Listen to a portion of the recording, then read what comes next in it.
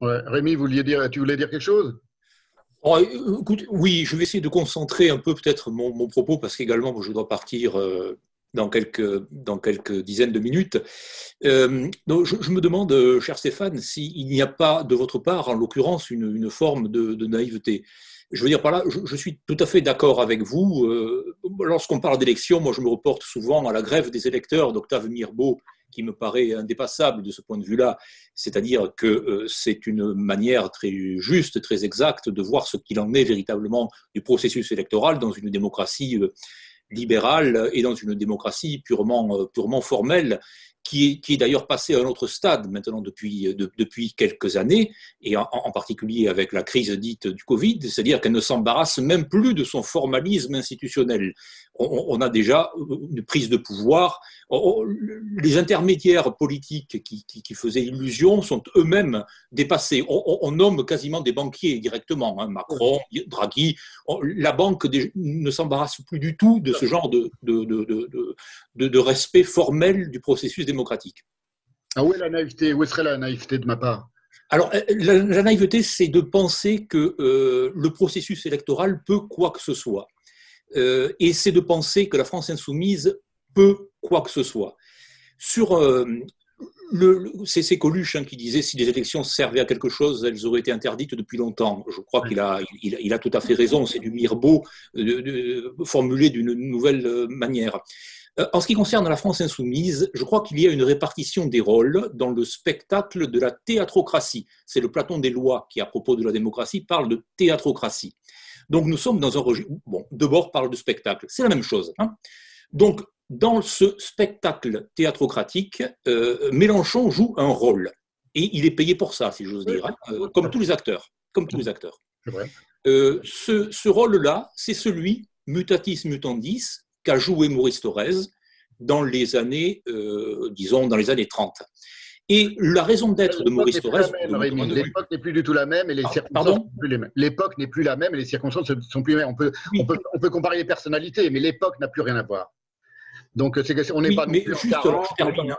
Oui, oui, oui, d'accord, mais c'est juste pour vous dire. Oui, je termine. Et vous avez évidemment raison. Mais je crois que son rôle, lui, les circonstances sont différentes, mais les rôles théâtrocratiques sont invariables. Je veux dire par là que le point de vue culminant de la raison d'être de Maurice Thorez, ça a été son mot fameux, il faut savoir terminer une grève.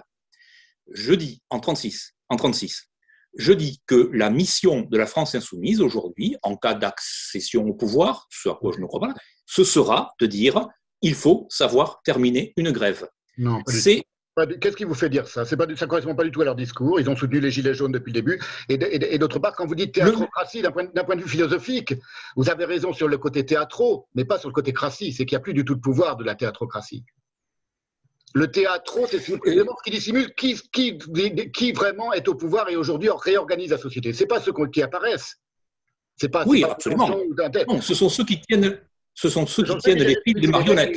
c'est les mecs, c'est Schwab, c'est ces mecs-là, c'est les GAFAM, c'est des mecs qui ont des moyens financiers colossaux, qui d'ailleurs Absolument. apparaissent, qui eux-mêmes participent à la théâtrocratie au sens où ils font les bouffons parce que ce sont des bouffons, il n'y a pas de complot au sens Non, paradoxal du terme. non. Mais je ne suis pas d'accord avec votre analyse par rapport à l'idée que d'abord l'époque n'est plus la même.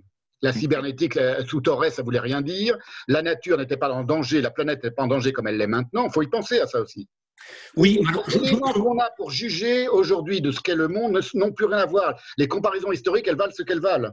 Donc c'est important de les faire et de les avoir en tête, mais on doit savoir ce qu'est le monde en 2022. Les absolument. dangers qui nous menacent en 2022, ça n'a plus rien à voir avec Torres ou les communistes, les staliniens ou les maoïstes ou Oui, même dans les années 70. oui, mais la répartition des rôles est la même. In fine, la Non, non, répartition c'est des pas, rôles est la pas même. d'accord. Non, c'est faux, c'est faux. Je donne simplement un autre argument. Un autre Je argument. suis d'accord avec vous que la théâtrocratie, c'est la Ve République, c'est un théâtre, on est d'accord, un théâtre d'ombre.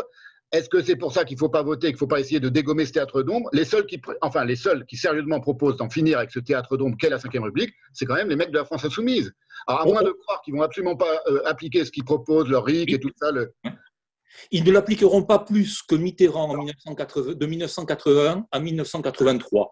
Qu'est-ce qui Et vous fait croire ça? Mais qu'est-ce qui vous fait croire ça? Il n'était pas contre la Ve République, Mitterrand? Mais ce n'est pas une question, Stéphane, là aussi, je crois que la question n'est pas institutionnelle. Je comprends votre réflexion institutionnelle, mais les institutions, c'est purement théatrocratique, là aussi. Voyez le Conseil d'État et le Conseil constitutionnel, éminentes institutions de la démocratie. On est d'accord, qui ne servent on est d'accord.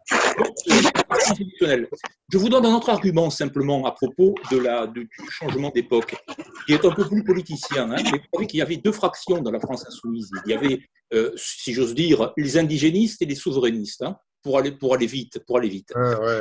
Les souverainistes, Kuzmanovic par exemple, sont partis suite à une orientation qu'a souhaité donner Mélenchon à la France insoumise, qui est, moi, ce que j'appelle l'orientation américaine. Déjà, vous savez, c'est-à-dire l'orientation indigéniste. Voilà. Je dirais Mélenchon l'américain, vous voyez, par exemple. Donc, si vous pensez voir... Donner des arguments tirés de leur programme, tirés de trucs concrets. Ils n'ont jamais été au pouvoir, donc ce sont que des hypothèses. Alors, c'est pour ça que je dis que vous êtes naïf, Stéphane. C'est parce que vous croyez... J'ai dit, on a peut-être une petite chance de dégommer Macron, j'en vois pas de meilleur.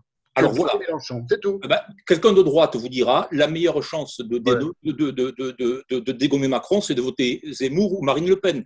Mais peu importe. Oui, sauf que ça ne mettra pas fin au néolibéralisme, ni l'une ni l'autre, indépendamment des personnalités et de ce qu'ils valent et de ce qu'ils ne valent pas. Ça ne mettra Mélenchon non plus. Mélenchon non plus. En tout cas, c'est ce qu'il se propose de faire et il a des arguments pour dire comment il va le faire. Après, on peut dire c'est un menteur et c'est un néolibéral dissimulé. Alors, je ne sais pas si vous pensez ça. Moi, je ne le pense pas. Non, mais ce que je veux dire par là, c'est que... Un néolibéral dissimulé, c'est évident. C'est le seul qui a un discours un peu cohérent. Vous savez, j'ai écouté longuement, moi, j'aime pas tellement écouter les hommes politiques et pas plus Mélenchon. J'ai écouté son sa très récente conférence à la Sorbonne devant des étudiants. Il n'y a pas un mot contre lesquels moi j'aurais à redire, et on sent qu'il a pensé ce que c'est que le capitalisme financier. Il en parle souvent. Et il est très lucide là-dessus, aussi lucide que nous.